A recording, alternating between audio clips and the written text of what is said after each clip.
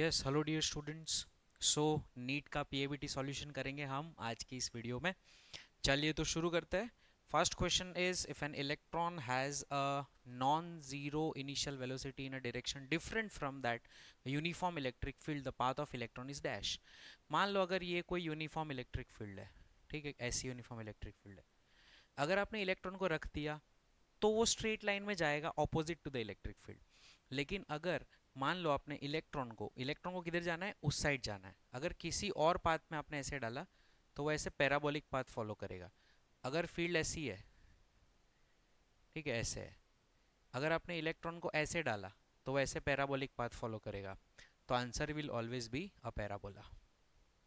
Next है flux coming out from a unit positive charge. Flux का formula है phi is equals to Q by epsilon naught. अगर unit positive charge 1 unit ले ले तो ये आपका आंसर आ जाएगा epsilon naught inverse. This is correct answer.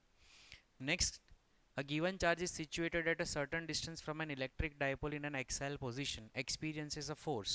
If the distance of charge is double, the force acting on the charge will be dash. F is equals to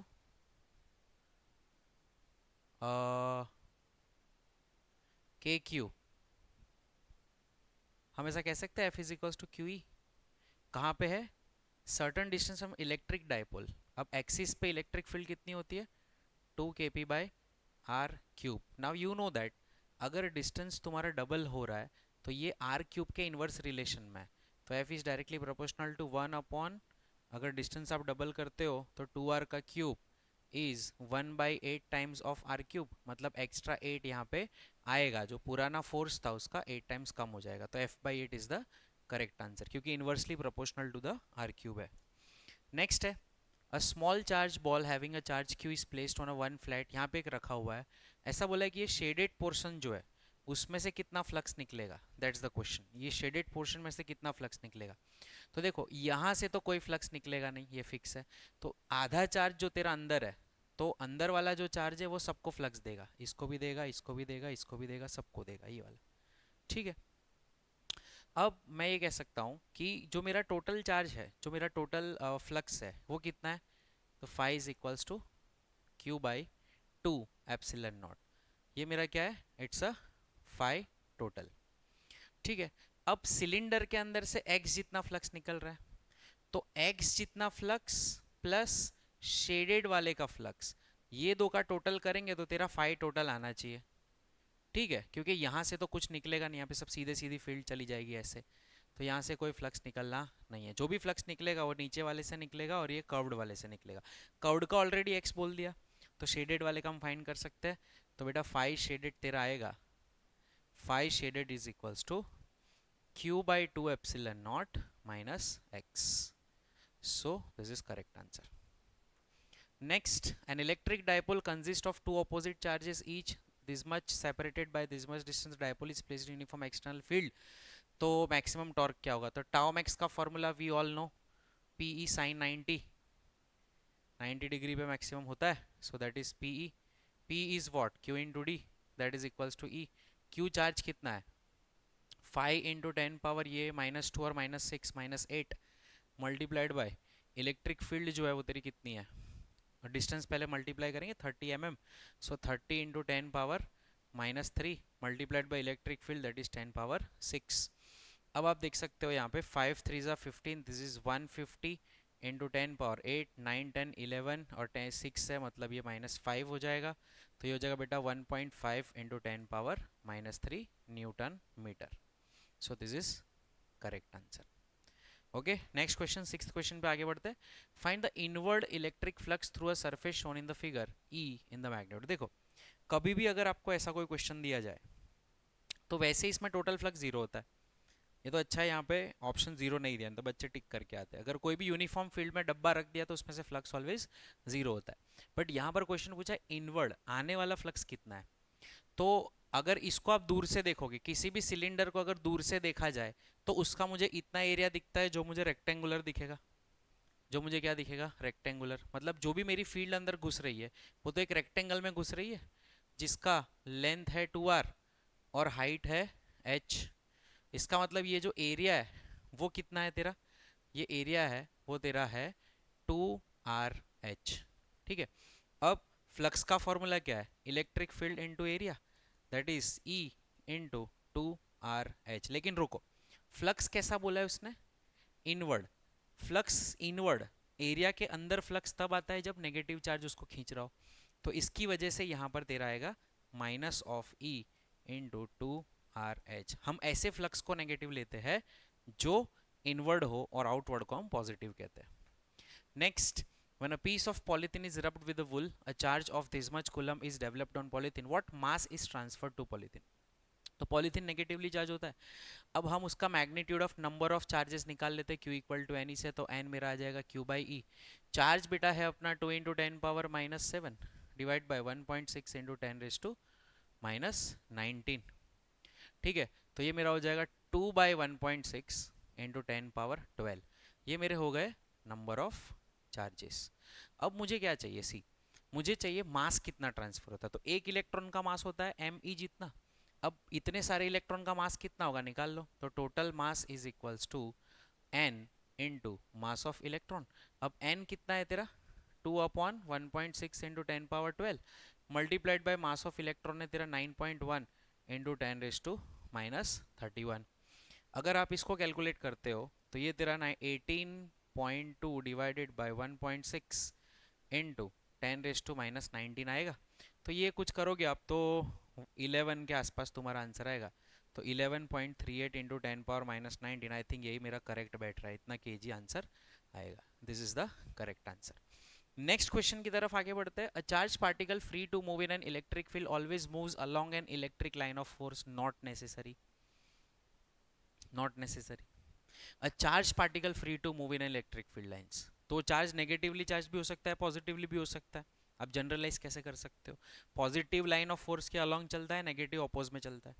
the electric field, electric line force converges from positive charge and diverges at negative charge. गलत बात है, वो diverge होती है positive को देख के दूर भागती है, और कन्वर्ज जहाँ पे नेगेटिव देखा कन्वर्ज हो जाती है, तो नेगेटिव में कन्वर्ज होती है। ये बोलेगा कन्वर्ज फ्रॉम पॉजिटिव, गलत बात है, दोनों स्टेटमेंट इनकरेक्ट है, both statement 1 and 2 incorrect. Next, यहाँ पर एक चीज सेकेंड पे थी, Q equal to n E. ठीक है, अब चलो मैच द फॉलोइंग है, मैच करते हैं। क्वांटाइजेशन ऑफ चार्ज, ये वाला हो गया। Charging a metal sphere without touching it, इसको तो इंडक्शन कहते हैं। Electric field line starts from positive, electric field line ends at negative. ठीक है, तो ए का 2 बी का 3, ए का 2 बी का 3 सी का 4, ए का 2 बी का 3 सी का 4 डी का 1। Option D is the correct answer. Next, in a region of space the electric field is given by this much, the electric flux through a surface of area। देखो अगर x Y दिया है ना बेटा, तो x Y plane को सिर्फ Z ही काट सकता है। अगर एक्स वाई प्लेन है ये तेरा एक्स और वाई, तो उसमें छेद जेड ही कर सकता है। मतलब अगर तेरा एरिया 100 यूनिट एक्स वाई में ना, तो सिर्फ को सिर्फ के वाली फील्ड ही इसके अंदर घुस सकती है, फ्लक्स प्रोड्यूस कर सकती है। तो फ्लक्स का फॉर्मूला जो ई ए है वो सिर्फ इसकी वजह से आएगा, 3 into 100 units, that is 300 units. ठीक है, so this is correct answer. Next बेटा आगे बढ़ते हैं। In the given diagram the direction of electric field at point O is given in a list 2। तो अभी यहाँ पर नेट फील्ड बताइए। देख अभी सिंपल सी बात है, चार्ज है चार्ज है चार्ज है, चार्ज नहीं है। अगर ये होता तो यहाँ पे ऐसे करके जीरो कर देता, लेकिन ये नहीं है तो इसकी डायरेक्शन में एक फील्ड आएगी। ठीक है, अब यहाँ पे सेम है, ये नहीं है तो इसकी डायरेक्शन में एक फील्ड आएगी। अब यहाँ पे 1 2 3 4, ये दो नहीं है, सोचो दो नहीं है तो इसकी और इसकी डायरेक्शन में फील्ड आएगी, जिसकी नेट ऊपर आएगी। अब यहाँ पे तू देख 2Q है और Q है और Q है, तो 2Q की फील्ड बड़ी होगी, मतलब ये फील्ड जो है वो ऐसे और ऐसे, मतलब O पे अगर हम देखें तो हम ऐसे देख सकते हैं, सी सिंपल सी बात है। इसकी जो फील्ड है वो ऐसे आएगी, इसकी जो फील्ड है वो ऐसे आएगी, पर इनकी जो नेट फील्ड है वो थोड़ी छोटी होगी, और ये बड़ा 2Q उसकी फील्ड बड़ी सी होगी, मतलब इसका नेट नीचे आएगा। तो अगर आप इसका मैच द फॉलोइंग करो, तो ये तो इसी से मैच कर रहा है, ये ऐसे जा रहा है मतलब ये इससे मैच कर रहा है, ये ऐसे जा रहा है मतलब इससे मैच कर रहा है, और ये इससे मैच कर रहा है। So A matches with 3, A matches with 3, ऐसा एक ही ऑप्शन है, ये रहा, है ना। 4 matches with 4, C matches with 2, हाँ सही है। नेक्स्ट आगे बढ़ते हैं। Two identical spheres A and B having charges capital Q are placed at a distance r apart, the force acting between them is F. An identical uncharged sphere C comes in contact with A. After that it comes in contact with B and is placed in the middle of A and B. The net force acting on C is dash. देखो थोड़ा बहुत modification किया इस question के अंदर. ये question already हमारे पास आई थिंक गिवन था, राइट? तो इसके अंदर मॉडिफिकेशन क्या है देखना. Identical spheres A and B are, उसके पास इक्वल चार्ज है, इसको बोल देंगे हम ए, ये तुम्हारा बी. अब सी इसके पास आया, इसके पास से क्यू बाई टू लेगा. फिर जब इसके पास आएगा तो क्यू बाई टू और Q, three q by two का आधा आधा, मतलब इसके पास भी हो जाएगा थ्री क्यू बाई फोर और इसके पास भी हो जाएगा थ्री क्यू बाई फोर. अब क्या कर रहा है, अब इसको पकड़ के बीच में रख दे रहे, सुनो ध्यान से. अब इसने तो इसका क्यू बाई टू कर दिया था, इसका क्यू बाई टू, इसका क्यू बाई टू हो गया था. तो अब अल्टीमेटली अब हम क्या करने वाले, ये क्यू बाई टू को यहाँ पे रख दे, ठीक है. इस थ्री क्यू बाई, ये सी वाला जो है बीच में आएगा वो three q by four, three q by eight, three q by four sorry, और ये बी है वो भी थ्री क्यू बाई फोर है. लेकिन अब प्रॉब्लम क्या है, ये डिस्टेंस जो है वो आर बाई टू हो जाएगा, ये डिस्टेंस भी क्या हो जाएगा, आर बाई टू, ठीक है. अब इनके बीच में जो फोर्स लगेगा वो लगेगा k q one q two by r by two का स्क्वायर. तो ये हो जाएगा k q square into three two ज़ा सिक्स और फोर टू ज़ा eight divided by r square by four. तो ये अपना आ रहा है three k q square by r square, ये वाला फोर्स इन दो के बीच का, मतलब ऐसे जो लग रहा है वो. अब ये और ये जो इस साइड धक्का मारेंगे वो कितना लगेगा, वो थ्री थ्री ज़ा नाइन, फोर फोर ज़ा सिक्सटीन, मतलब nine k q square by sixteen into r square by four. Four four ज़ा सिक्सटीन यहाँ पे हो गया. तो ये बेटा अपना हो जाएगा nine k q square by four r square, means nine by four F कह सकते हैं, और ये है थ्री एफ. अब थ्री एफ बड़ा है, nine nine F by four जो है वो छोटा है, ठीक है. तो अब हम बड़े में से छोटा माइनस करेंगे, so three F minus nine F by four, ठीक है. सो फोर थ्री ज़ा twelve, twelve F minus nine F by four, that is nothing but three F by four. So this is correct answer. Next है, two charge particle at rest experience only electric force, सही है. Charges at rest can only produce electric field. Both statement 1 and 2 are correct. Next, a closed cylinder of radius capital R and length L is placed in a uniform electric field E parallel to the axis of cylinder. Then electric flux through the cylinder must be 0. ठीक है, क्योंकि देख अगर कोई भी cylinder ले लो तुम, कैसा भी ले लो, टोटल फ्लक्स है तो जितना इनकमिंग है उतना ही आउटगोइंग हो जाएगा ना, जितना इनकमिंग है उतना ही क्या हो जाएगा, आउटगोइंग. तो सीधा आंसर तेरा 0 आ जाएगा. The rupture of air medium occurs at E equals to 3 into 10 power 4. देखो कभी क्या होता है कि अगर आप किसी भी चीज को चार्ज देते जाओ देते जाओ देते जाओ देते जाओ देते जाओ देते जाओ देते जाओ, तो एक पॉइंट ऐसा आएगा जब यहाँ से सारा चार्ज हवा में चला जाएगा, मतलब लीक हो जाएगा, रप्चर होना, ऐसे स्पार्क होता है. तो वो कितनी इलेक्ट्रिक फील्ड पे होता है, तो 3 इंटू टेन पावर सिक्स के ऊपर हो रहा है, मतलब सरफेस की field 3 into ten power six था. अब फील्ड सर्फ किसी भी कंडक्टर की सरफेस की फील्ड का फॉर्मूला क्या है, के क्यू बाय उसके रेडियस का स्क्वायर, और वो तेरा ई है जिसकी वैल्यू है 3 into ten power six volt per metre. तो मैक्सिमम चार्ज ये क्यू कितना आएगा, तो q equals to E r square by k. अब इलेक्ट्रिक फील्ड है तेरी 10 power six into three multiply by r square, diameter 5 है तो तेरा रेडियस 2.5 होगा, तो ये 2.5 इंटू 2.5 डिवाइडेड बाई के which is 9 into ten power 9. अब 9 ऊपर चला जाएगा, माइनस 3 हो गया, सो 3 into 6.25 by 9 into ten power minus 3. तो ये 3 2 पॉइंट समथिंग आएगा, मतलब 2 इंटू टेन पावर माइनस 3 के आसपास आ रहा है तेरा. जो आंसर आ रहा है वो बी, बी है, और बी वो याद रखना, वो ए सी बी हो गया, बी है, बी आंसर करेक्ट है. नेक्स्ट है assertion, an electrostatic field lines never form closed loop. Electric field is a conservative field, सही है. इलेक्ट्रिक फील्ड कभी भी क्लोज लूप नहीं बनाती है, तो हम कह देंगे बोथ assertion रीजन 2 है और करेक्ट एक्सप्लेनेशन है assertion का. कंजर्वेटिव है इसीलिए क्लोज लूप नहीं बनाएगी. An electric dipole placed in a uniform electric field experiences in general dash.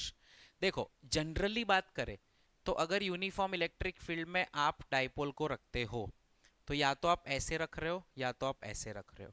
Both cases में फोर्स फील, नेट फोर्स कभी फील नहीं करता हो, वो हमेशा टॉर्क फील कर सकता है, टॉर्क फील कर सकता है, लेकिन फोर्स तो हमेशा जीरो ही होगा. तो हम ऐसा बोलेंगे in general a torque feel कर सकता है। ठीक है, next, match the list electric field due to, ये फॉर्मूला जिसको फॉर्मूला आ रहे होंगे उसने अच्छे से कर लिया होगा पूरा। ठीक है, electric field due to an infinitely long wire uniformly charge 2k lambda by r, electric field due to uniformly charge sheet sigma by 2 epsilon naught, electric field due to uniformly charge shell के inside 0 और outside एक ही बचा के q bye r square. तो ए का हो रहा है 2, ए का हो रहा है 2, बी का 4, बी का 4, सी का 1, सी का 1 सही है, दिस इज करेक्ट आंसर। ठीक है बेटा, चल आगे बढ़ते हैं। Next, a charge minus q of mass m is moving in a circular path of a radius r under an electrostatic force of attraction by a linearly charged long wire of a density lambda, the speed क्या होगी? बहुत बढ़िया question है सी। यहाँ पे अगर कोई गोल गोल घूमेगा ऐसे, ठीक है, तो इस मास m को बाहर साइड क्या लगेगा? एक फोर्स लगेगा। Can I say that is m we square by r, और वो जो फोर्स है वो इसके ये वाला जो फोर्स है उसको ये करेगा, क्या करेंगे, बैलेंस करेगा। तो हम ऐसे भी कह सकते हैं m we square by r इसको चार्ज को बैलेंस कर रहा है, क्योंकि नेगेटिव चार्ज है, इसको यहाँ पे F equal to Q E force लगेगा, क्यू ई। तो ये तेरा जो M we square by R है is equals to Q E होना चाहिए, और इलेक्ट्रिक फील्ड होती है 2k लैम्बडा बाय आर। तो आर आर गए और 2 क्यू के की वैल्यू 1/4 पाई एप्सिलॉन नॉट रख दूं इनटू लैम्बडा, उसको मैं m we square by m we square से कंपेयर कर लूँ तो 2 2 जा 4 हो जाएगा। यहाँ पर तेरा वी स्क्वायर आ जाएगा q lambda by 2 pi epsilon naught m, under root कर दो तो वी मिल जाएगा। तो q lambda by 2 pi epsilon naught m, so this is correct answer. Another next, yes, a 2 point charges separated by a distance d repel each other with a force of 9 newton. If the separation between them becomes 3d, the force of repulsion will be dash. Ratio ले लेंगे सीधा, force is inversely proportional to distance का square, so f1 by f2 is equals to r1 square और ये r2 square। अब ये distance 3d है, मतलब 9d स्क्वायर, और ये सीधा डी स्क्वायर ही था, तो पहला f तेरे को 9 दिया है, f2 कितना है पूछा है, D square by D square सब सब सब गेले, सो f2 इक्वल टू 1। ठीक है, चल जान दे। Next, two charge plus 4q and minus 9q are placed at a separation r as shown in the figure. Net electric field due to these charges will be dash. देखो कहां पर zero होगी, zero कहां पे होगी? अब ऐसा पूछा है तो छोटे चार्ज के बाहर जीरो होती है, हमेशा बताया था मैंने, राइट। और यहां से जो डिस्टेंस होता है, अगर ये x है तो ये r प्लस एक्स होता है। ठीक है, चल अब अगर मैं इसका शॉर्टकट फॉर्मूला बताऊं तो x का फॉर्मूला हम सीधा निकाल सकते हैं। अगर इस चार्ज से निकालना है, इस चार्ज को अगर हम q1 कह दे, इसको q2 कह दे, अगर q1 से निकालना है x, तो इसका फॉर्मूला था r divided by under root of q2 by q1, नीचे q1 आना चाहिए, और क्योंकि प्लस माइनस है तो -1, तो उसका फॉर्मूला आएगा r upon under root of q2। q2 कितना है? q2 है तेरा 9, और उसका रूट मतलब 9q by 4q minus 1 which is r divided by 3/2 minus 1, ठीक है, विच इज 1/2। तो ये हो गया तेरा 2r, तो ये प्लस 4q से 2r, तो ये तेरा 2r आ गया, और ये तेरा r plus 2r is nothing but 3r, तो -9q से 3r, ये रहा, at a distance 3r from -9q। चलिए बेटा, next, which among the curves shown below can possibly represent the electrostatic field? Electrostatic field कौन बता रहा है? देखो ऐसे क्लोज लूप कभी नहीं होते फील्ड के, ये फील्ड हमेशा 90 डिग्री पे बाहर निकलते हैं, क्योंकि ये मेटल है, तो ये भी नहीं होगा, ये भी नहीं होगा। ये माइनस से निकल रहा है, वाह वाह वाह, माइनस में घुसना चाहिए, this is the correct answer. Next, list को मैच करो भाई, सीधा डायमेंशनल एनालिसिस पूछा है। इलेक्ट्रिक फील्ड इलेक्ट्रिक फ्लक्स का क्या है, चलो भाई बताओ। तो इलेक्ट्रिक फील्ड क्या है? Electric field is force m1l1 t-3a-1, ये रहा, ये फील्ड है तेरा, ठीक है, ये फ्लक्स है तेरा, डाइपोल मोमेंट अटल 111, और ये हो गया डेंसिटी। तो ए का 3, ए का 3, बी का 1, बी का 1 ये वाला करेक्ट है, डी का 2 आ रहा है, चेक कर लो, डी का 2 है, यस करेक्ट है। Next, 3 charged particles are arranged on vertices of an isosceles triangle as shown in the figure. The net electric dipole moment of the system will be dash. देखो अब ये मेरा -3q है, ये मेरा -3q है, इसमें से एक -q जो है वो इसके साथ, ये प्लस क्यू के साथ डाइपोल मोमेंट बनाएगा इधर, जिसको मैं पी कह दूंगा, और बाकी का जो माइनस टू क्यू बचा वो इस प्लस टू क्यू के साथ डाइपोल मोमेंट बताएगा, जो यहाँ पे होगा क्योंकि डबल इंटेंसिटी है तो टू पी हो जाएगा। ठीक है, अब तुम खुद सोचो, एक तेरा है एक तेरा है इधर साइड P और एक तेरा इधर साइड है 2P, दोनों के बीच में 90 डिग्री है, दोनों के बीच का एंगल क्या है 90 डिग्री। तो मैं कुछ नहीं करूंगा, मैं सीधा क्या करूंगा, vector addition, under root of 2p का square which is 4p square plus p square which is nothing but root 5p, और p क्या होता है q इंटू आर, p क्या होता है q इंटू आर, तो root 5 into q r. So this is the correct dipole moment. Next, the given figure shows an electric field lines of force emerging from a charged body if the electric field at A and B are E and EB respectively and if the distances between A and B is R, तो क्या होगा। तो देखो यहाँ पर बहुत congested है lines, इसका मतलब यहाँ पर फील्ड की इंटेंसिटी ज़्यादा होगी और यहाँ पर फील्ड की इंटेंसिटी कम होगी, E A is greater than E B। ठीक है, आप यहाँ पर फील्ड लाइंस का रिलेटिव डिस्टेंस कम ज़्यादा थोड़ा बहुत है वो देखकर यहाँ पर कोई एस्टिमेशन नहीं लगा सकते, सो यहाँ पे तो आप कोई तुक्का नहीं मार सकते। ठीक है, नेक्स्ट है, a bob of simple pendulum is hanging of a string of length L if both bobs are charge with the charge Q each, time period of pendulum is dash.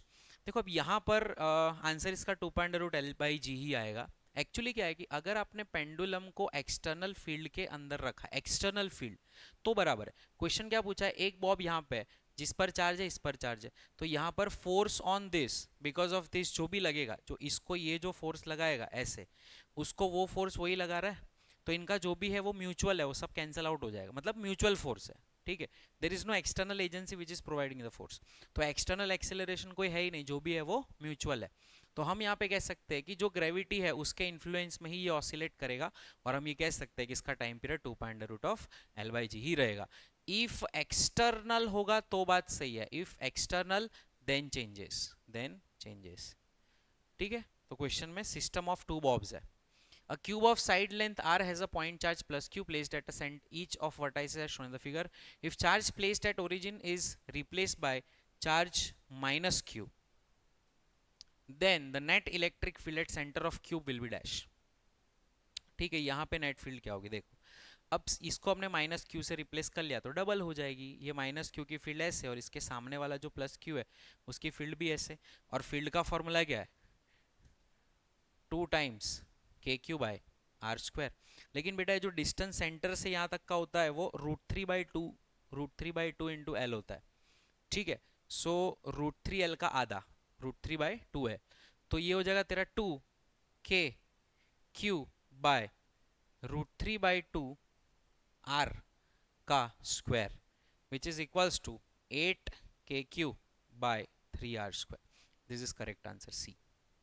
Next है 28, identify the false statement. समझना, यहाँ पे true मत कर देना, false statement. Inside a charge और neutral conductor electric field is zero, ये तो सही है। Electrostatic field lines always normal होती है, बिल्कुल सही। Electric field at surface of charge conductor is proportional to the surface charge density, it's very true, तो लास्ट वाला ही गलत होगा। From surface of charge conductor electric field lines are straight and parallel, गलत, पैरेलल नहीं हो सकती, वो कर्व्ड होती है, ऐसे भी होती है, स्ट्रेट होगी वो ज़रूरी नहीं है। ठीक है, 90 डिग्री से निकलती है लेकिन वो 90 डिग्री टू द सरफेस होती है ऐसे, लेकिन कर्व्ड हो सकती है, स्ट्रेट होगी वो ज़रूरी नहीं, स्ट्रेट होगी वो ज़रूरी नहीं है। ठीक है, तो it's a false statement. Next, two small bobs having equal positive charge q on each suspended by two insulating string at equal length L meter from a hook fixed to a stand. The whole setup is taken in the satellite into a space where there is no gravity. Then the angle between them, बहुत ही ये famous question है। Angle between them हमने देखा था always 180 degree होता है, और इसके बीच में जो फोर्स लगता है वही टेंशन जनरेट करता है, तो फोर्स क्योंकि लेंथ तेरी 2L हो जाएगी तो हम कह देंगे KQ²/4L² का टेंशन लगेगा और 180 डिग्री का एंगल होगा। Next, what is flux through a cube of side A if a point charge q is at one of the corner? Formula based question, q by 8 epsilon naught. Two large metal plates are placed parallel to each other. Two large metal plates are placed, एक के पास charge है positive, charge density sigma, दूसरे के पास negative charge density minus sigma. तो बेटा plus sigma minus sigma अगर है तो यहाँ पर प्लस वाला और माइनस वाला ऐड होके सिग्मा बाय एप्सिलॉन नॉट देगा और बाहर सब्ट्रैक्ट होके कहीं भी जीरो देगा। तो अंदर सिग्मा बाय एप्सिलॉन नॉट, बाहर zero. Outer surface are neutral then electric field in the region, तो इन द रीजन पहले पूछा है तो सिग्मा बाय एप्सिलॉन नॉट और बाद में outside the region zero. Two charges e and 3e, मान ले एक चार्ज ई है दूसरा है 3e, तो अब तेरे को इलेक्ट्रिक फील्ड जीरो कहाँ मिलेगी ऐसा पूछा है, तो दो जगह पे मिल सकती है। ओ सॉरी, नॉट दो जगह पे, एक ही जगह पे मिल सकती है क्योंकि ये पोटेंशियल नहीं है, फील्ड है। बीच में ही कहीं पे मिलेगी, यहाँ कहीं मिलेगी, इससे x डिस्टेंस दूर और इससे r माइनस एक्स, क्योंकि दोनों कैसे है पॉजिटिव है तो बीच में कहीं मिलेगी। फॉर्मूला क्या था, x is equals to r by under root of, अगर इससे फाइंड करोगे तो 3e बाई, इससे फाइंड करोगे 3e बाई e, मतलब ये √3 + 1 इससे फ्रॉम e चार्ज, ठीक है। और 3e से फाइंड करोगे तो x is equals to r by under root of 1/3 + 1, ये फ्रॉम 3e चार्ज। तो कहाँ का पूछा है देख लेते हैं, फ्रॉम e चार्ज 1 + √3, ये वाला सही है। e चार्ज से r/1 + √3, ये सही है। नेक्स्ट है, a uniformly charged rod with the charge per unit length lambda is bent into the shape of semicircle of radius r, electric field at the center will be dash। यहाँ पे पूछा है 2k λ/r। Next, when an electric dipole P is placed in a uniform electric field E, then at what angle between P and E the value of torque will be maximum? 90 degree, P sin theta. Gauss law is given by epsilon naught is a closed integration E dot dl q if net charge enclosed by a Gaussian surface is zero।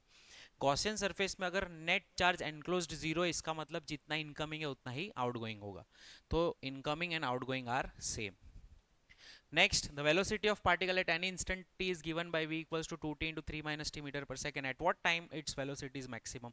अरे जब तेरा acceleration zero हो जाएगा, मतलब dv by dt zero हो जाएगा, इसका differentiate कर 60 माइनस 2t स्क्वायर का डिफरेंशिएट कर, ये जब जीरो हो जाएगा ना उस टाइम पे मैक्सिमम होगा। तो 6 minus 4t equals to zero, so 4t equals to 6, t equals to 6/4, that is 3/2। So 3/2 second पे आ रहा है, ठीक है। Next, a stone is thrown upward with a speed u from top of the tower, reaches the ground with a velocity 3u. The height of the tower is dash. A stone is thrown upward with a speed u from top of the tower, reaches the ground with a velocity 3u। देख भाई, तू यहाँ से u से फेंकना है तो यहाँ पे वो u से ही आएगा, है ना। और यहाँ पे अगर वो 3u से आ रहा है तो अगर ये h हमें एस्टिमेट करना है, अगर ये h हमें एस्टिमेट करना है तो हम ये कह सकते हैं v² minus u² equals to 2gh। v² is what, 9u² minus u² equals to 2gh, तो h अपना हो जाएगा बेटा 8u²/2g which is 4u²/g, that is h, 4u²/g that is h। ठीक है बेटा, नेक्स्ट आगे बढ़ते हैं, चल। A person throws ball into air vertically upward in a regular interval of time of 1 second. The next ball is thrown when the velocity of ball throne earlier become 0। The height to which the ball rises is dash. Okay, 1 second के interval पे फेंक रहा है, 1 second के interval पे फेंक रहा है, सुनना ध्यान से। Person throws a ball in air vertically upward in regular interval of time, but condition क्या है, अगर नेक्स्ट बॉल तभी थ्रो करना है जब ऊपर वाला जो है वो स्टेबल हो जाए, मतलब ऊपर जाके स्टेबल होता है 1 सेकेंड में, फिर दूसरा फेंकना है। भाई 1 सेकेंड में स्टॉप हो रहा है मतलब तूने 10 मीटर पर सेकेंड से फेंका होगा, ऊपर जाके 5 मीटर पे जाएगा, वो 5 मीटर पे जाएगा, क्योंकि वो स्टॉपिंग डिस्टेंस है। स्टॉपिंग डिस्टेंस 1 सेकेंड में अगर तेरा जा रहा है तो तेरी वेलोसिटी पता चल गई। अगर वेलोसिटी पता चल गई तो हम आराम से फाइंड कर सकते हैं कि हाइट कितना होगा, ठीक है। तो ये u²/2g से फाइंड किया जा सकता है स्टॉपिंग डिस्टेंस, और u/g से तेरा स्टॉपिंग टाइम पता चला। स्टॉपिंग टाइम तेरा 1 सेकेंड है तो u पता चल गया 10 होगा, और u यहाँ पे 10 को पुट कर तो 100/2 into 10 is nothing but 5 metre. Next, a velocity vt graph of a particle moving along a straight line is shown in the figure। The displacement of a particle from t equals to 0 to t equals to 4 is dash। 0 से 4 में पूछा है भाई, ये 2 into 10 20, 20 का आधा 10, 1 into 10 10, ये 1 into 10 10 का आधा 5 25।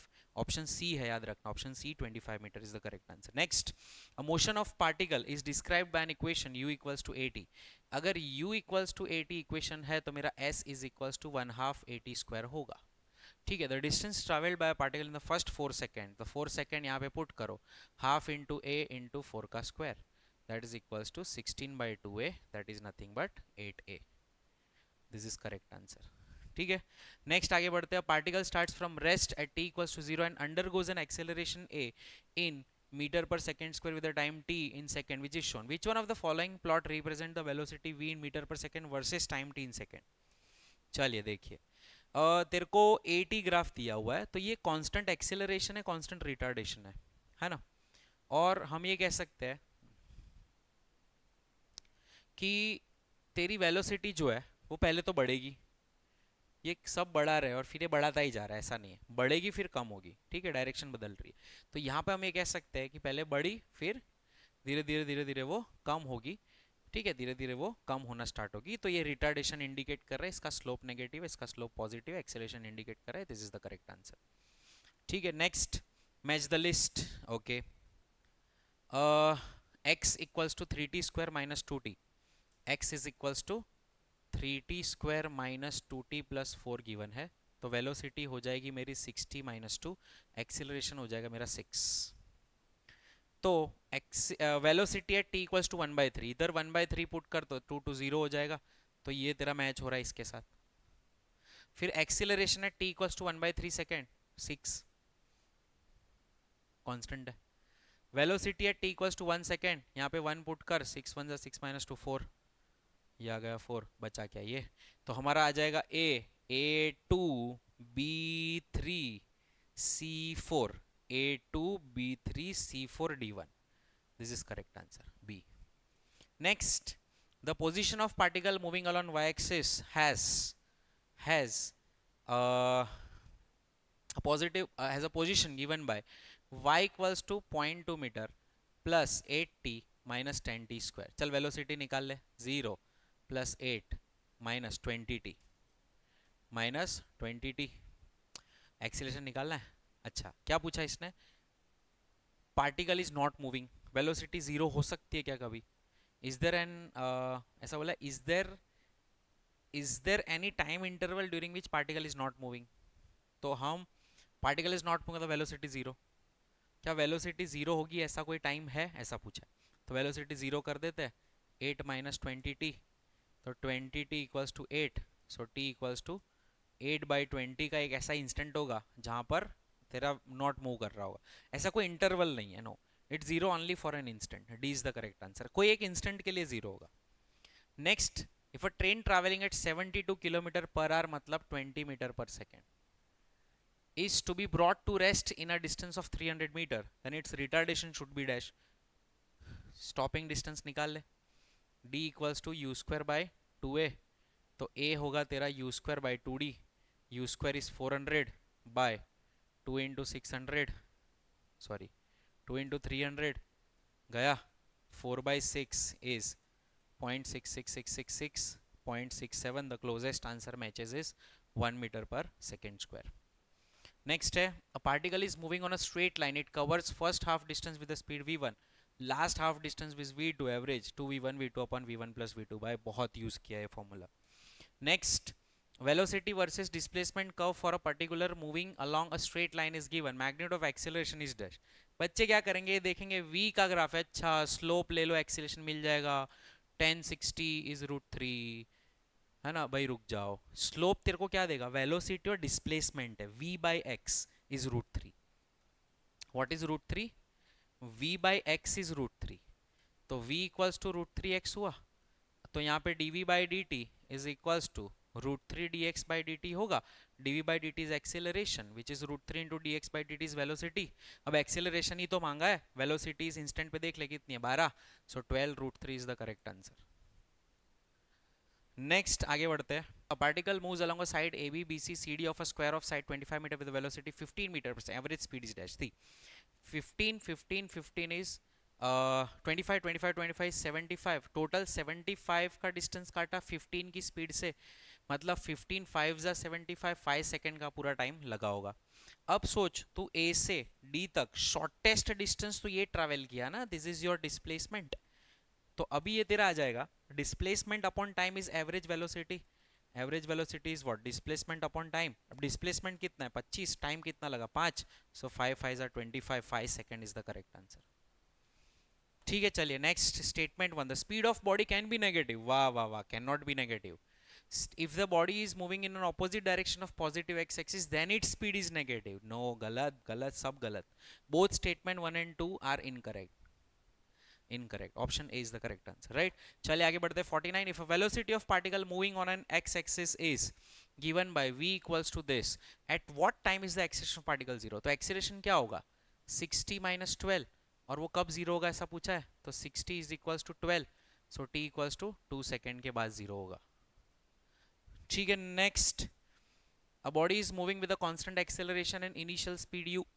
If speed after traveling s distance is v, then its speed at midpoint of the path is dash. मान ले कोई भी तेरी इनिशियल स्पीड v है, सॉरी u है, final speed initial speed u है, फाइनल स्पीड v है, तो ऐसे जा रहा है. ठीक है, अब मिड पॉइंट पर तेरा v डैश क्या होगा मुझे नहीं पता, लेकिन हाँ मुझे दो इक्वेशन पता है. ये अगर s बाई 2 है और ये पूरा s है, तो v square minus u square equal to 2as होगा, और v डैश का स्क्वायर ये minus u square equals to 2as by 2 होगा. अगर हम इसका रेशियो ले तो v square minus u square by v dash square minus u square equals to 2 आ जाएगा, 2/1. क्रॉस मल्टीप्लाई करे, v square minus u square equal to 2v dash square minus 2u square minus 2u square उधर लेके जाओ, तो v square plus u square equal to 2v dash का square, v dash का square equal to v square plus u square by 2. तो बेटा v dash तेरा आ जाएगा v square plus u square by 2 का root. So this is correct answer. ठीक है, so this is all about PABT 21 April. It was quite easy paper, आराम से फिनिश कर सकते थे. आई होप आप लोग ने किया होगा. Thank you so much. See you in the next solution.